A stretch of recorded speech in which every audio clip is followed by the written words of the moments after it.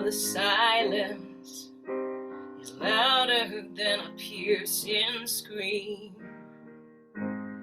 Oh, my ego is burning holes inside of me, and it feels like I can. Feels like I can't take it. I'm awake and I won't stay in this hell no more. I'm not playing in this game, and I'm not ashamed when I can tame that voice.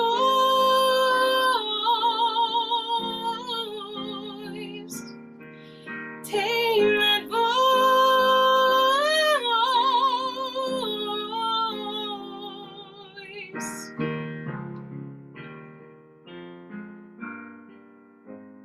Our frustration when all these answers to my life. Oh, then you go parading your excuses and lies, and it feels like I can. Feels like I can't take it. I'm awake and I won't stay in this hell no more. I'm not playing in this game, and I'm not ashamed when I can tame that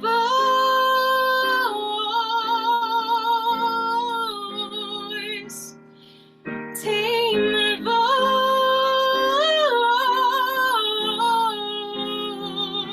voice. All this traffic inside my head is driving me so long. Volcano of pain is stirring. Wanna let it all flow. All this silence is louder than a piercing scream. Oh, my ego is burning holes inside of me, and it feels like I can. It feels like I can't take it. I'm awake and I won't stay in this hell no more. I'm not playing in this game, and I'm not ashamed when I can tame that voice. Tame that voice.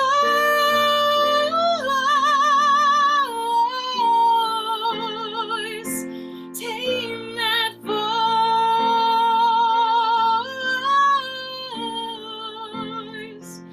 Tame that voice.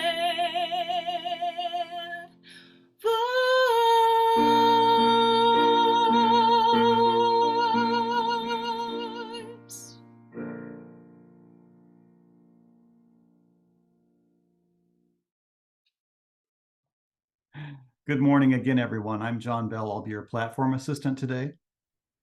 Today, we have the good fortune to have good friends with us as our speaker and guest musician. Our speaker today will be the wonderful Reverend Sandra Butler. And as you've heard, our guest musician today is Anne-Margaret Redding. And now, if you'll join me in a centering prayer. This is called Autumn, Reflections on the Season by Frederick and Marianne Broussard. Recently, we experienced the autumnal equinox, which marked the arrival of the season of fall, traditionally seen as a time of change, leading to a dark resting time of winter. When we watch leaves fluttering to the ground later in the season, we will be reminded that the cycles of nature are mirrored in our lives. Autumn is a time for letting go and releasing things that have been a burden. Being able to let go, to give up, to renounce, and to give generously at the same time. These capacities spring from the same source within us. When we practice generosity, we open to all these liberating qualities simultaneously. They carry us to a profound knowing of freedom, and they also are the loving expression of that same state of freedom. Autumn, then, is the perfect season to give generously of our time and talents to others. Autumn is the right place and time to practice getting out of the way and letting spirit take charge of our lives. Autumn reminds us of the impermanence of the physical world. We have experienced the explosion of life and sweet fragrance in spring, and the hot colors and abundance of summer. But soon the leaves will take on their Joseph's coat of many colors and will tumble on the soft air to the ground, and bare branches will remind us of the fleeting nature of this life. Winter will come with its measured ancient steps, wrapping us in a calm, cold state of rest and contemplation.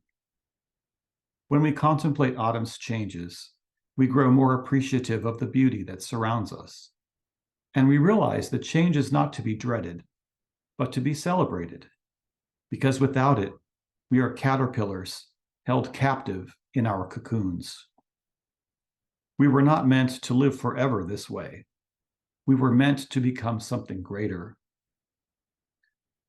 Certain spiritual masters in Tibet used to set their teacups upside down before they went to bed each night, as a reminder that life was impermanent. When they awoke each morning, they turned their teacups right side up. Again, with the happy thought, I'm still here. This simple gesture was a wonderful reminder to celebrate every moment of the day. Let's all have a wonderful, productive, and gratitude-filled autumn. Amen. The song was inspired by a prayer by Macrina Whitaker that says, "Help me to believe the truth about myself, no matter how beautiful it is."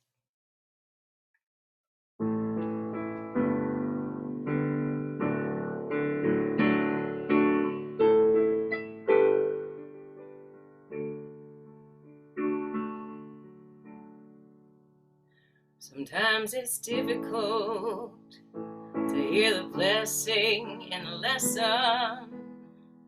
Sometimes it's too hard to see the hand of God pointing the way. The blessings come to everyone if we can just get out of the way.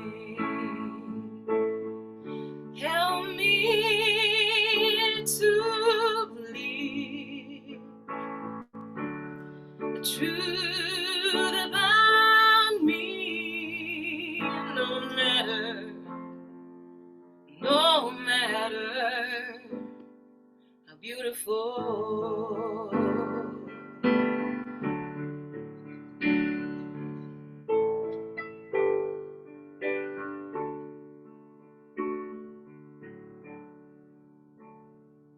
Sometimes when I look in the mirror, I don't like what I see. Sometimes my eyes are blinded to the beauty within me. Will there ever come a day when I can just get out of the way? Help me to believe the truth about me, no matter how beautiful,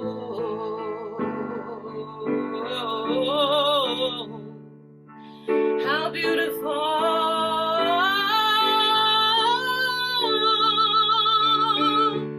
Then we'll live together in peace and harmony, reminding each other when we're too blind to see the beauty within you and the difference we can make in the world,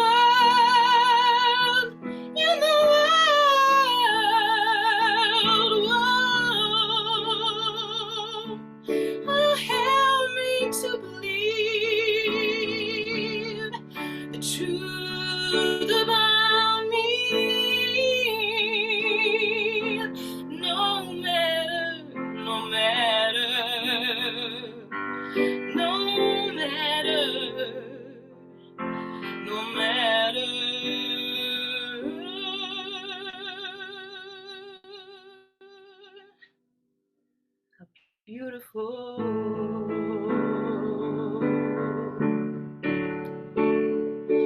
beautiful. You're beautiful.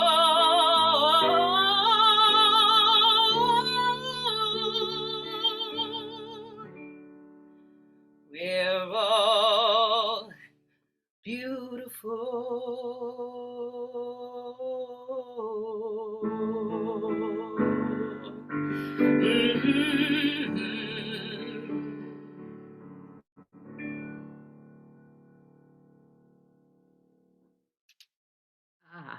That was just beautiful. It's all beautiful. Good morning, everyone. I'm thrilled to be here with you. And I know that I say that every time I come because it's true. Okay. I just feel a real connection, and I'm always just such in a good mood, even preceding and after being with you. The energy flow through old Zoom. I must write Zoom a thank you note someday to telling them that whatever they got in that milky digital world, it works for me. And I thank you, especially with this particular group. So as we move forward here this morning, I wanted to explain something to you, and it goes like this. The talk of this, the title of this talk was originally Transforming or Overcoming the Thought of Lack.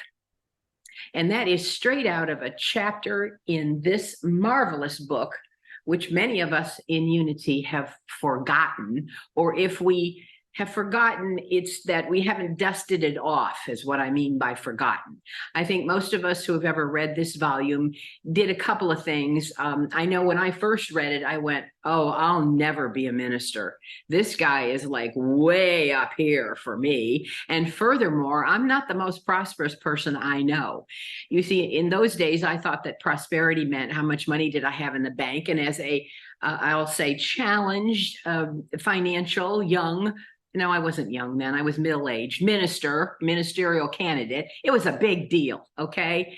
And so I came at the whole concept of ministry, mine in particular, because when you enter ministerial school, part of the trip, and I think part of the trip in life, is learning to don't think it's all about you, okay? Please don't do that. And then you can, on a flip side, you can say, yeah, it is all about me, okay? What is this that I'm doing? But I'll let you wrestle with that. What I'm here for is to bring forth the information that I received in a new way, on a new day, from old Charles Fillmore. And I say that because that's what I called him when I was in ministerial school. To me, he was the ancient co-founder, along with Myrtle, of this unity that I so believed in. Not unity, but the teachings, okay? I had to grasp unity later on, okay? But the teachings were so profound. And so this particular book on prosperity was one that, as I moved recently, as in last week. And during the move, I had discovered not this particular book, but one like it, still called Prosperity by Charles Fillmore. This particular book was the one I had in ministerial school. Consequently, I thought, oh my, we are just going to get into all of this. And oh my, didn't I, with that chapter on overcoming the thought of lack. First off, I would like to make clear to you all, the word overcoming actually means transforming, as it was written by Charles. And I make that clear to you so that you understand the word transformation is new about our means of walking around in unity. Transformation is something books have been written on. Transformation is kind of an old trendy word. And overcoming was a word of Charles' time, and it meant transformation. Here's how it meant transformation. It meant to come over to a new way of understanding these principles, these concepts, to come over in our lives as we walked around to a new way of being. And so that's how we also view this concept of transformation. So to get things rolling today, I would like us all to affirm together. I'll say it once, and then we're going to say it again together. And it is this, it's an affirmation. God is my instant, constant, and abundant source of supply. Say it with me, please. God is my instant, constant, and abundant source of supply. Okay, it is instant, it's constant, and it's abundant. Who is it? It is God or spirit or the God of your being or mind or whatever you call the God that you have a relationship with. Okay, and I say have a relationship with because that's why we're all here, is to define, develop, and really nuance and polish the diamond of the relationship that we have with God. It isn't a one-time deal, folks. We walk through life refining and defining what is, who is, why is my relationship with the God of my being paramount and important in my life. So I bring this to you because one of the great threats that we as human beings have to this clearer, deeper understanding of God being our constant, never-ending, instant source of supply is fear. And when fear knocks and we listen, we might as well take that affirmation and throw it out the back door. Because generally speaking, unless you've done the work, unless you've walked it, you practice it, and you try very hard and are willing to accept the abundance that we swim in, frankly, then fear, when it comes into our lives, can take over. And we forget, many of us, what it is that we said oh so willingly and oh so declarative. God is my instant, constant source of supply, and it's abundant. And what happens? Why do we do that? And Charles asked this question. If we believe that, why do we do that? And Charles said, we do it, my friends, because we don't believe it. When fear shows up, the rest of it goes out the window, or we try and make good on what we think we know about fear. We honestly don't believe that God is our instant, constant source of abundance all the time, because in our humanity, we struggle with that concept. We struggle with understanding that in times of fear, and fear has an interesting word. Fear can take on all kinds of aspects. Your fear may not be my fear. However, I would bet that universally, when our fears jump up in our faces individually, our reaction, dependent upon our faith. Oh, there's that word. Did you think I'd forgotten faith? Not a chance. Okay? Faith is on us. And we think faith is out there airy-fairy. Faith is how you have developed your ideas, your thoughts, and taking them from the idea world into the form in this world. Okay? And I want you to separate, please. I know this sounds like a classroom, and it is. We're all in the classroom together. There's a difference between thoughts and ideas. And most of us think they're the same, and they are not. Thoughts are what we think all the time. I mean, we all know we have minds that run like racetracks, most of us human beings. Ideas come in a more of a float, or they can be an alleluia, a hallelujah. They can be in a moment, they can be over time, but they come and then they go, but they come back. Thoughts generally don't do that. They'll come. Maybe they'll show up in another form. Thoughts are very much human things. Ideas. I would like you to think of the concept of an idea. An idea is of substance. An idea comes from this stirring up of God in you. Okay? And who does this stirring? Generally speaking, it's spirit. And who is of that spirit? We are. So you can contemplate that. How is the stirring being done? And look at it this way, folks. You can stir all you want, and you can, as you know, then have a life that demonstrates your thinking. Okay.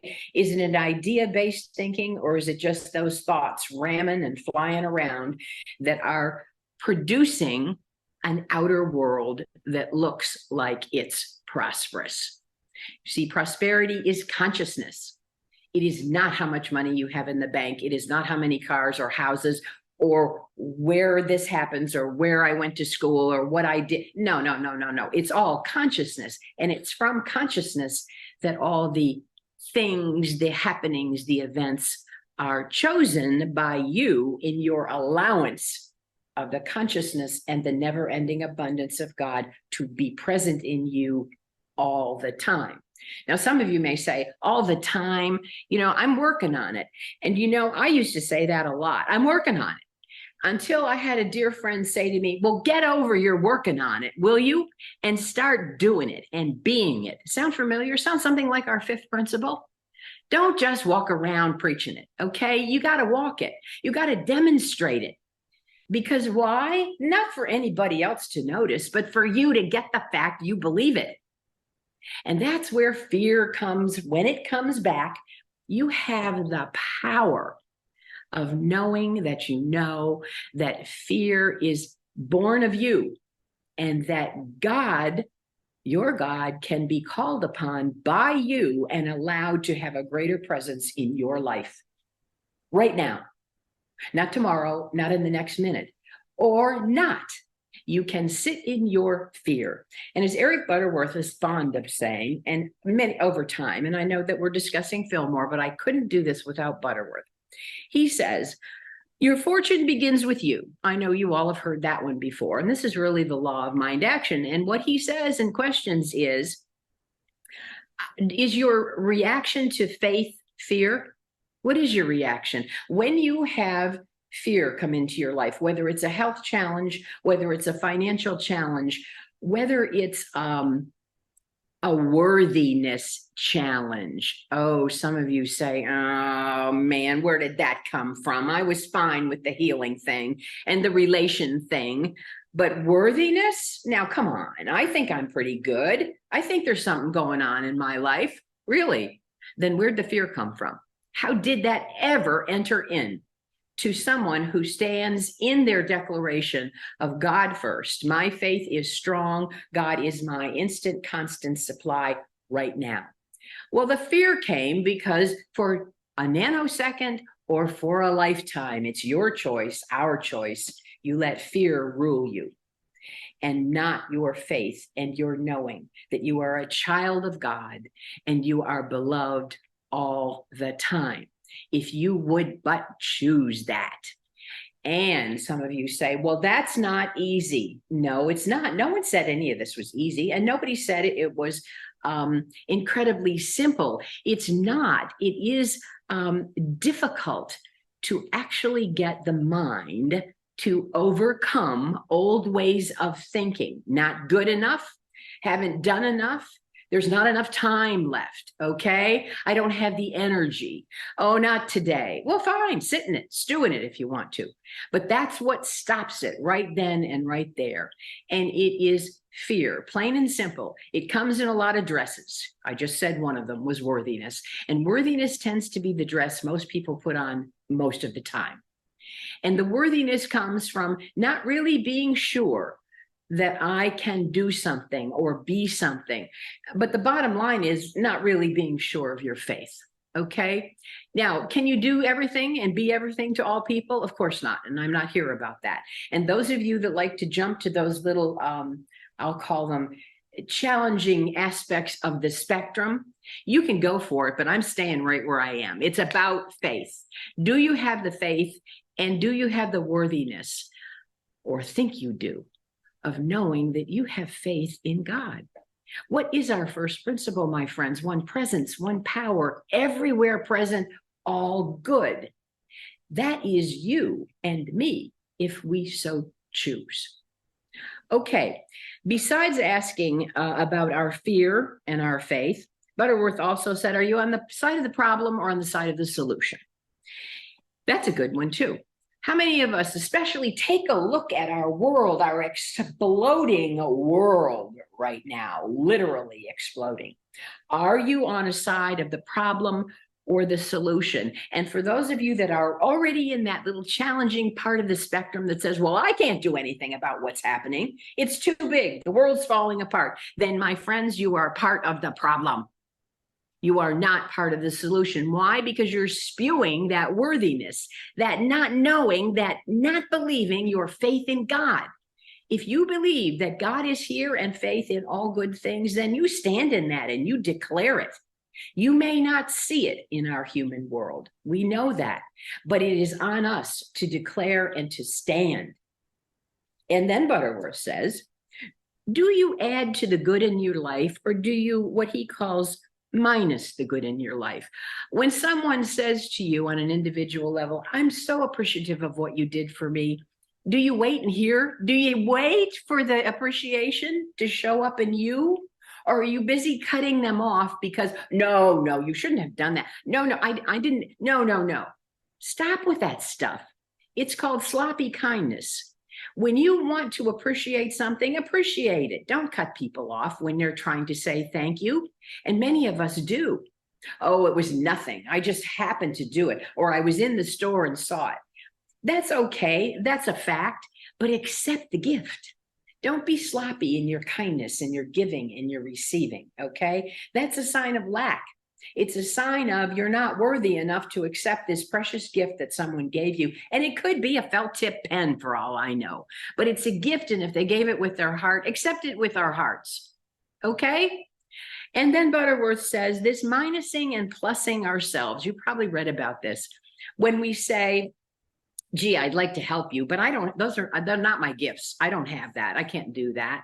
I just can't do it. Or I don't have time for it. All of which may be true. But if you keep saying it every time you're asked, I can't do that, I can't help you, then you are minusing your very self. There's the worthiness piece again. Or are you plussing it, saying, you know, I can't help you this time, but maybe next time, please ask me again. Whoa, what a novel idea. Instead of cutting people off right at the pass with, no, I can't do it on Saturday at 10. How about you can't do it, or you aren't able to do it? Let's soften it a little on Saturday at 10, but could maybe we get together the following week or a different time? Okay, these may seem, they're not trivial. I won't say they're trivial. They're examples of how some of us do life. And I believe that some of these examples ring home and ring true for us. And it's not that they're examples that are going to stand the test of time. I'm throwing them out because I believe not a one of us hasn't had an opportunity to practice either side of what Butterworth is talking about. Now, when Charles gets in the act, and I realize the time, people, so just we're going to do this because this is what we're co-creating. I can feel it. When Fillmore gets into the act, he says, the best way to get rid of fear is to have a mental house cleaning. Those are his words. I didn't write that. Fillmore said, Charles, you got to clean your house mentally. You have to take your thoughts and take a look at them. What are you thinking? I know that my mother spent a lot of time asking me that question. What were you thinking when you walked through my living room on my new rug with your mud on the boots? And the tone is very high pitched. I wasn't thinking, obviously. I was headed to the TV and it was on the other side of the living room. Heck with the boots. Oh, and how did Mom take that? No respect, no thought of all the things that I taught you to do. Blah, you know the drill. It goes on and on and on. And I even today say the drill because even today I'm a little fearful of that drill. I can hear it in my head. Okay. And that is not overcoming, by the way, folks, the thought of lack. You see, that thought pattern is not to be proud of. It's not even a nice memory. I'm using it right now to teach myself and hopefully you. Don't go to memories and old patterns for your answers to today's ideas. Make them ideas, not just traced over thoughts or old patterns that may at the time felt, oh, I wish I hadn't done that. And then over time became almost comical, part of family reunions. No, stop it. Cancel, cancel, cancel. What you're doing then is reinforcing a pattern that says, less of you. It's the worthiness piece again. So I'm bringing that up to let you know, some of you are already saying, yeah, so what's that got to do with 5 smooth stones? Here we go. I don't do this very often, but I love it when I do. It's something that we were taught. Again, I would go back to ministerial school, probably because I have a whole lot of ministerial books all over my new living room here that says, Sandy, how about the Bible? I don't know. I haven't done much with the Bible. I've read about it, not about it. I've read a lot of it, but I haven't brought it forward. So we're going to do just a tad of metaphysics. And the 5 smooth stones, to cut to the chase, are the stones that David took and used when he was slaying Goliath. So the metaphysics walk like this, and Charles makes a big point of these metaphysics in how he teaches us this lesson of overcoming fear. Goliath, and I'll just read this to you to make it. Don't worry about this Philistine, David told Saul. Saul was the king. Goliath was a Philistine. We've used this word Philistine a lot in life, even now, modern life. It has a negative connotation, and Goliath was the biggest one of all. He was a giant. And in metaphysics, Goliath represents fear. David represents new ideas, a new way of looking at something, and no fear. David represents the essence of the child, the Christ child in each of us. And so he tells the king, don't be afraid, O King Saul. I'll go and fight Goliath. Oh, no. Saul says, don't be ridiculous. These are modern version of this Bible. There's no way you can fight this Philistine and possibly win. You're only a boy, and he's been a man of war since his youth.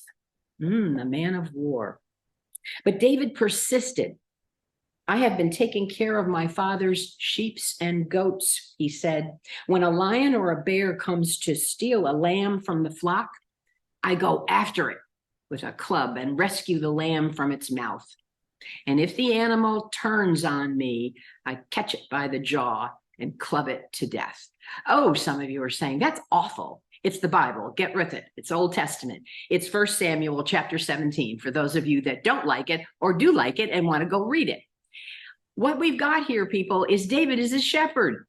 He shepherds Christ-like thoughts, and those are childlike. He has no knowledge of fear. He has no knowledge of a God that does not love or a father that does not love. And he says to Saul, I can do it.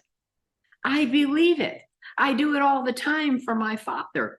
What the sheep and goats are your thoughts, our thoughts. And that's the metaphysics of it. You separate the sheep and the goats. And we'll get into that another time. So what does David do? David proceeds to go find Goliath. And Saul, the king, says, wait. Here, you can wear my armor. I'll give you what I know. Translation, metaphysically. I'll give you my way of slaying, of killing, of wearing armor to protect yourself. And you can do that. Here, says Saul the king. And David says, no, I don't want your armor. I don't want that way of thinking. I don't need that pattern of unworthiness or fear. I will go to the river and I will take out 5 smooth stones, which he did. And he took the stones and he met Goliath. And what did he do? We all know the story. Even those of you that don't read the Bible, we've used the story of David and Goliath many thousands of years as a means of understanding that a small boy with truth, with 5 smooth stones of truth, metaphysically, slew the dragon, the Philistine of fear, just as you and I can. And this is how Charles taught when Charles taught. And the 5 smooth stones are absolutely beautiful, and they are smooth because they are stones of truth. There's no raggedness in them. There's no jaggedness in them. You don't have to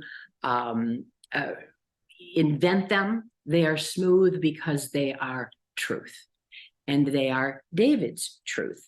And so interestingly enough, now listen carefully.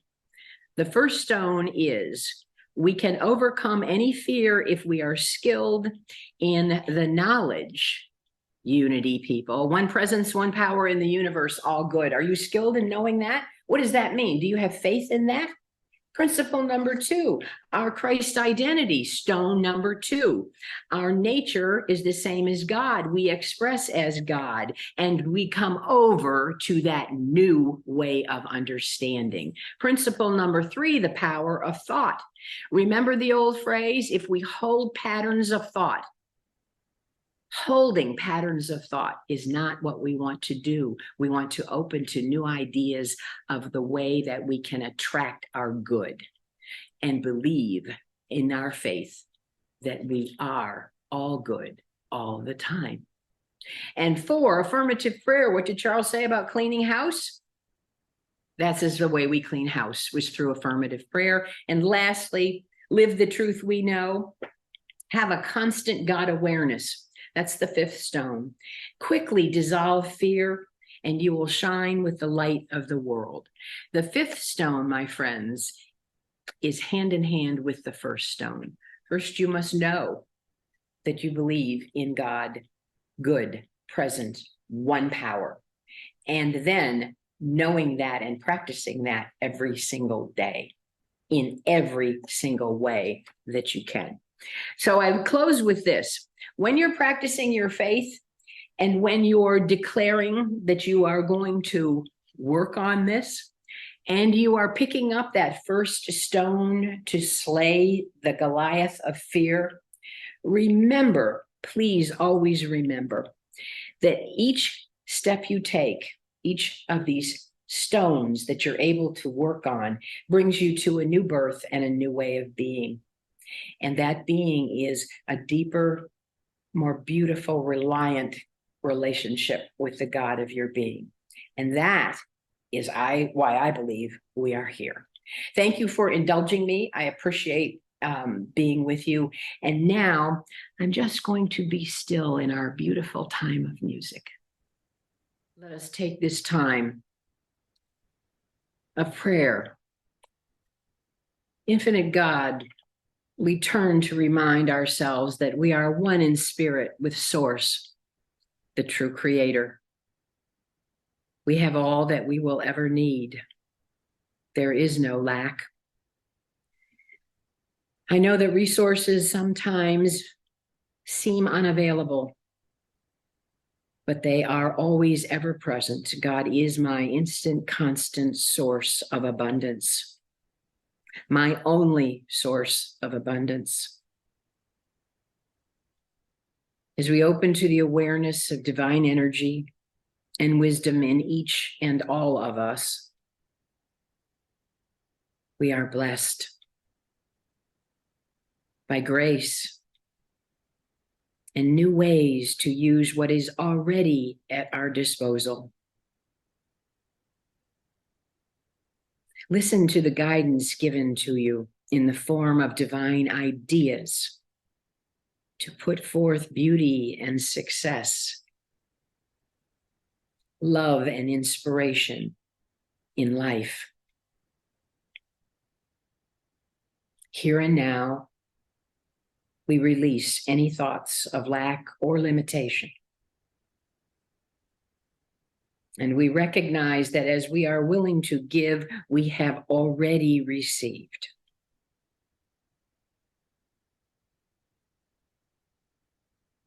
We give thanks for the glory of this abundant universe and the many ways we are supported.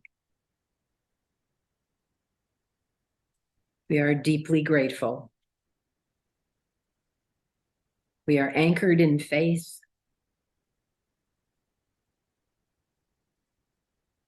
And we listen to the guidance, to the ideas, to the ways of wholeness and knowing healing and abundant supply. In this time of reflection and restoration, of overcoming, transforming new ways of seeing, of being. We are free. And let us take that sense of freedom, that abiding gratitude, for just a precious moment and be in the silence.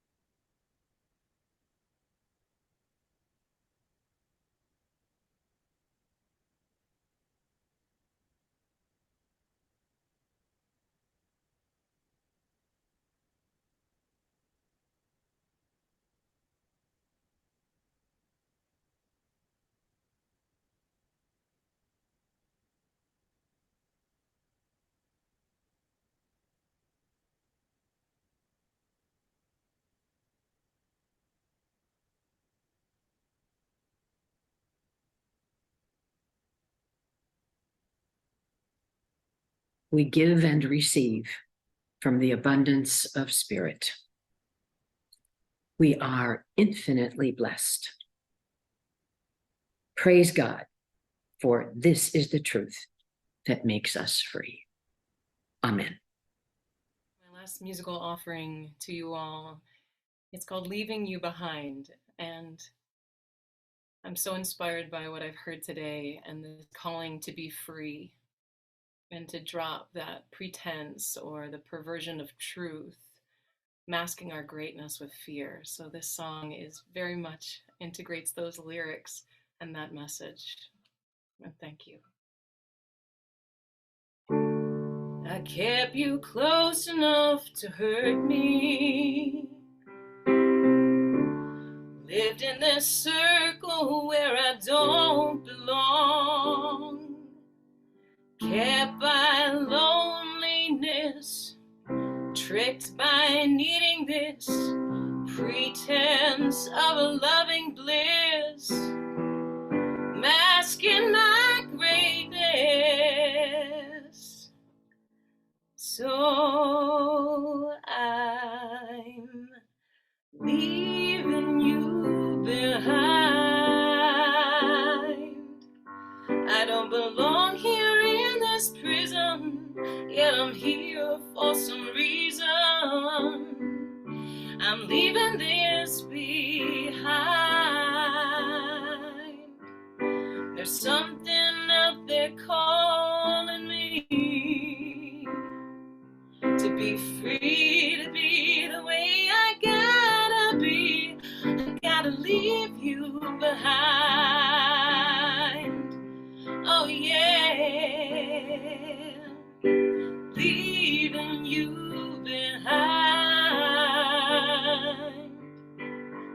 I'm moving on to the next room, 'cause the room I've been in has been making me small. The door's not closed on you if you choose to come through, but I've had enough of you, masking my greatness.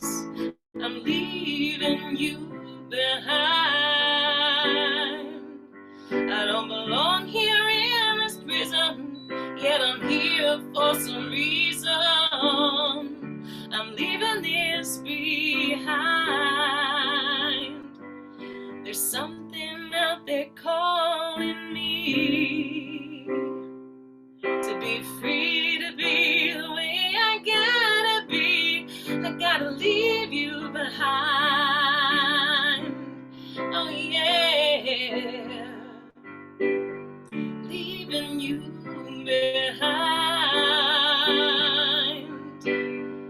this is the way it's got to be. I've been living for you and forgot about me. I don't care what they say about anything I do. I'm not buying into your perversion of truth. I'm leaving you behind. Don't belong here in this prison, yet I'm here for some reason. I'm leaving this behind. There's something out there calling me to be free, to be the way we gotta be. We gotta leave it behind. Oh yeah, sing with me here. Leaving you behind, leaving this behind. I'm leaving you behind.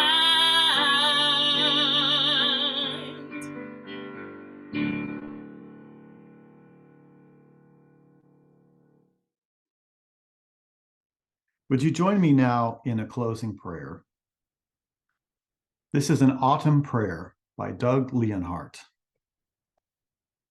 God of all seasons, we thank you for autumn.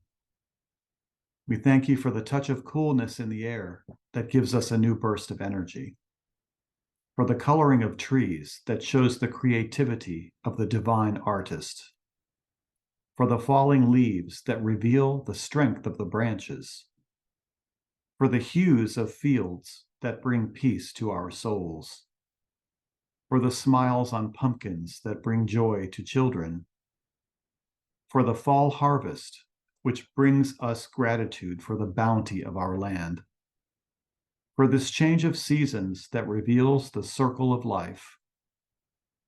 God of all seasons, as you transform the earth, transform us too by your Spirit. Amen. We are so blessed here at Unity Center DC for extraordinary speakers, talented musicians who share with us each week their God gift, their message, their inspiration. And for us as recipients, I'd like you to take this moment and be grateful. If you want to express your gratitude by giving a gift to Unity Center DC, it's possible. We'll put up on the screen the options, but you can give online, you can mail a cash or a check to the address you'll see on the screen, so that we can continue this ministry, which has blessed us all. Thank you.